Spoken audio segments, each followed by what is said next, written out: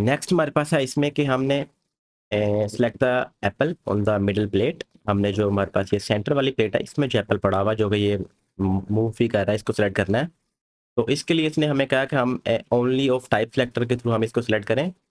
तो देखें, जैसे हमने अपने पास ओनली चाइल्ड सेलेक्ट किया था ना, ओनली चाइल्ड जो था वो ये करता था कि आपके पास अगर किसी एलिमेंट में उसमें अगर तो वो only of that specific child होता था ना उस एलिमेंट में।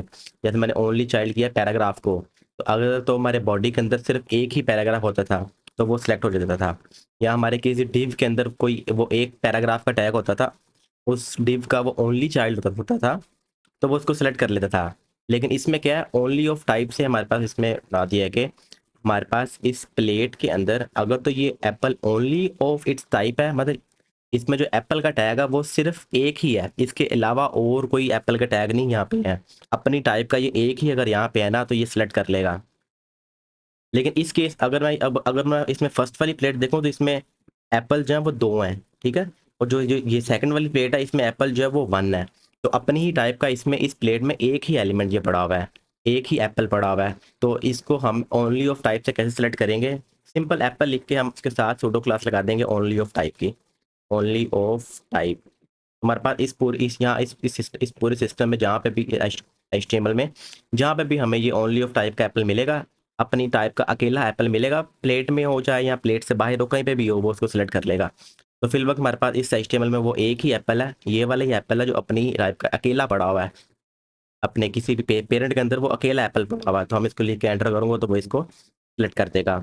नेक्स्ट क्या कह रहा है जी, select the last apple and orange. आखिरी जो हमारे पास ये जो एप्पल है और ये जो हमारे पास लास्ट ऑरेंज है, मतलब ऑरेंजेस की लिस्ट है, उस लिस्ट में जो आखिरी ऑरेंज है वो वाला सेलेक्ट करना है। सेम ऐसे ही कह लें, आपके पास एप्पल्स की लिस्ट है, एप्पल्स में से जो लास्ट वाला एप्पल है आपने वो सेलेक्ट करना है। अब ये आप यूँ भी कह सकते हैं हमारे पास अनऑर्डर्ड लिस्ट है, उसमें जो लास्ट लिस्ट आइटम है हमने उसको सिलेक्ट करना है।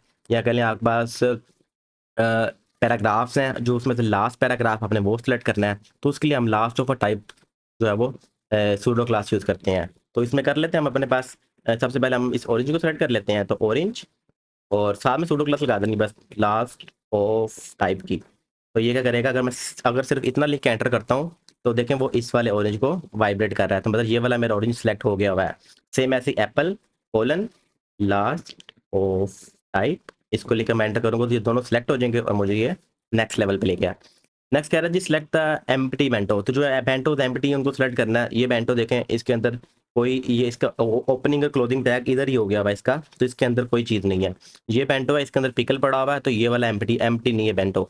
और ये वाला बेंटो ये एम्प्टी है, तो इन दोनों एम्प्टी बेंटोस को मैंने सेलेक्ट करना है। तो ऐसे कोई भी एलिमेंट डिव हमारे पास है, पैराग्राफ है, कोई भी चीज़ है, अब अगर वो एम्प्टी पड़ी हुई है इसके अंदर कोई उसका चिल्ड्रन नहीं है, तो हम उसको कैसे सेलेक्ट कर सकते हैं, एम्प्टी सूडो क्लास से।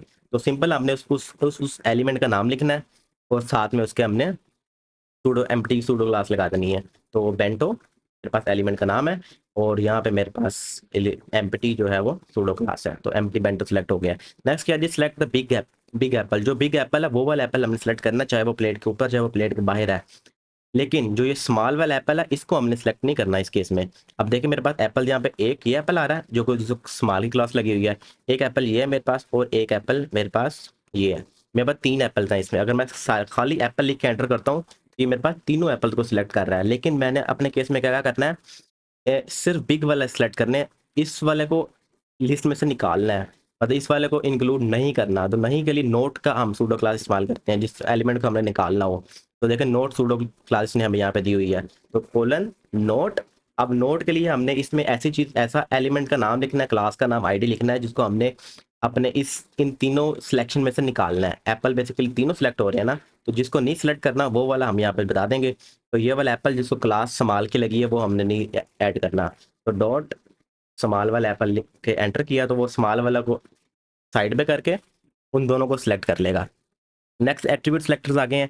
एट्रीब्यूट की बेस पे हमने एलिमेंट्स को सिलेक्ट करना है, तो वो कह रहा है select the element for someone, जिसको फॉर कह लेंगे। फॉर की class for someone basically for is equal to Ethan और एलिस और ये क्लैरा लिखा हुआ है, जिसको फॉर की क्लास लगी, जो फॉर का एट्रीब्यूट लगा हुआ है ना, इसको ये वाला एलिमेंट हमने सेलेक्ट करना है। तो सिंपल हम अपने पास लिखेंगे फॉर, जस्ट हम एट्रीब्यूट के लिए जो स्क्वेयर ब्रेसेस है ये लगा के बीच में एट्रीब्यूट का नाम लिख देंगे फॉर, तो अब ये क्या करेगा, जिस जिस एलिमेंट को मेरे पास यहाँ पे फॉर का एट्रीब्यूट लगा उसको सिलेक्ट कर लेगा, जो कि ये हमारे पास ये 3 ही एलिमेंट्स हैं। इसको लिख के एंटर करेंगे तो वो मेरे पास सिलेक्ट हो गए हैं। अब कह रहा है select the plate for someone. अब हमने सिर्फ प्लेट सेलेक्ट करनी है फॉर समवन। देखिए प्लेट मेरे पास ये वाली भी है और प्लेट्स में ये वाली भी है, लेकिन ये किसी भी पर्सन को असाइन नहीं हुई, इसमें किसी का नाम नहीं है। लेकिन प्लेट मेरे पास ये भी है, तो मैंने प्लेट वो सिलेक्ट करनी है जो फॉर समवन है। तो पहले तो मैं आ जाऊंगा प्लेट में, प्लेट सेलेक्ट करनी है। मैं अगर प्लेट लिख के एंटर करूंगा तीनों को तीनों प्लेट सेलेक्ट हो रही है, ठीक है। लेकिन मैंने फॉर वाली सेलेक्ट करनी जिसको, जो फॉर समवन है, जो किसी के लिए है। फॉर में मैं जस्ट फॉर का एट्रीब्यूट इसमें दूंगा तो ये वो प्लेट सेलेक्ट करेगा जिसमें फॉर का एट्रीब्यूट हमारे पास पड़ा हुआ है। तो ये दोनों ही प्लेट्स ऐसी हैं, एक ये वाली और एक ये वाली, जिसमें फॉर का एट्रीब्यूट है। इसमें फॉर का एट्रीब्यूट नहीं लगा हुआ, इसको सिलेक्ट नहीं करेगा ये। तो लिख के एंटर करूंगा तो वो प्लेट सेलेक्ट हो गई हैं। अब मैंने क्या करना है, सेलेक्ट विटलीज मील। तो विटलीज मील सेलेक्ट करने क्या करना है, वो कह रहा है एट्रीब्यूट वैल्यू सेलेक्टर हमारे पास यहाँ पे आ गया एट्रीब्यूट। अभी तो हम जस्ट फॉर खाली देख रहे थे जिसको फॉर का एट्रीब्यूट लगा हुआ है। अब हमने देखा ना फॉर का एट्रीब्यूट तो लगा हुआ है, लेकिन उसकी वैल्यू भी ये स्पेसिफिक होनी चाहिए। हमने वो वाला एलिमेंट इसमें आगे सेलेक्ट करना है। तो मैं क्या करता हूँ, यहाँ पे मैंने ये वाला बेंटो सेलेक्ट करना है जिसमें फॉर का एट्रीब्यूट लगा हुआ है लेकिन वैल्यू उसकी ये वाली हो। तो वैल्यू मैच करने के लिए मैं क्या करूँगा, बेंटो सेलेक्ट करना है और फॉर इक्वल टू। अब मैं इक्वल के बाद इसमें वहाँ पे वैल्यू दे दूंगा जो मैंने वैल्यू सेलेक्ट करनी डबल कोट्स में। तो मैंने लिख के इसको पेस्ट करके एंटर किया तो मेरे पास वो वाला बेंटो सेलेक्ट हो गया। अब मैंने सेलेक्ट तो करनी है आइटम्स, लेकिन उनकी वैल्यूज जो है वो स्टार्ट होनी चाहिए SA से। अब मैंने ये दो आइटम सेलेक्ट करनी है जिनकी वैल्यू SA से स्टार्ट हो। तो मैं क्या करूँगा, सेम वही मेरे पास मेथड है, एट्रीब्यूट सेलेक्टर है, डालूंगा और एट्रीब्यूट में मैं वैल्यू डाल दूंगा फॉर। अब मैं अगर जस्ट इतना करूंगा ना तो ये तीनों के तीनों सेलेक्ट हो जाएंगे, क्योंकि फॉर का एट्रीब्यूट इन तीनों को लगा हुआ है। आप देखें तो for is equal to Sam है, इसमें for is equal to Sarah है और for is equal to Mary है। लेकिन एंटर करूंगा ये तीनों सेलेक्ट कर रहा है, लेकिन मैंने कौन से करने हैं, जो जिनकी वैल्यू SA से स्टार्ट हो रही है। तो स्टार्टिंग से अगर मैंने किसी वैल्यू को मैच करना है तो मेरे पास कैरेट का सिंबल है, कैरेट इज इक्वल टू, मैं यहाँ पे वैल्यू लिख दूंगा SA और लिख के एंटर करूंगा तो जिसकी वैल्यू SA से स्टार्ट हो रही है वो मेरे भाई यहाँ पे मैच कर देगा। अब मैंने करना ये है कि जिनकी वैल्यू एंड हो रही है ATO पे, जैसे caret is equal to starting के लिए ऐसे ही dollar sign is equal to ending से वैल्यू को मैच करता है। तो मैं क्या करूँगा, for dollar sign equal to ATO।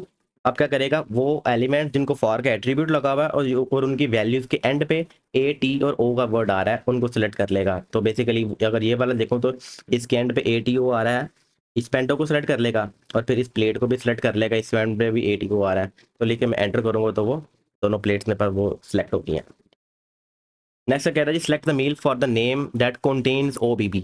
पहले तो हमने पहले एट्रीब्यूट से सिलेक्ट कर लिया, हमने उनकी एग्जैक्ट वैल्यू को भी मैच करके देख लिया, फिर हमने स्टार्टिंग से भी मैच कर ली, एंडिंग से भी मैच कर ली। अब वो कह रहा है ये जो OBB का वर्ड है, अगर हमारे पास इन फॉर के एट्रीब्यूट में जो वैल्यू में कहीं पे भी आता है उसको सिलेक्ट कर लो, चाहे वो स्टार्ट में आ रहा है, एंड में आ रहा है, सेंटर में आ रहा है, कहीं पे भी आता है हम उसको सिलेक्ट कर लेंगे। तो उसके लिए मेरे पास स्टैटिक इज इक्वल टू का ऑप्शन है एट्रीब्यूट सेलेक्टर में। तो मैं जस्ट एट्रीब्यूट का नाम लिखूंगा, static is equal to value दे दूंगा यहाँ पे OBB। तो ये क्या करेगा यहाँ पे, जिस जिसको फॉर का एट्रीब्यूट लगा हुआ है पहले तो वो सिलेक्ट कर लेगा, फिर देखेगा उसकी वैल्यू जो है उसमें OBB कहीं ना कहीं पे आ रहा है। तो अगर तो देखें तो इस रोबी में OBB आ रहा है, टीमी में नहीं आ रहा OBB, और बॉबी में जो है वो OBB आ रहा है यहाँ पे। तो इसको मैं लिख के एंटर करूँगा तो इनको ये सिलेक्ट कर लेगा।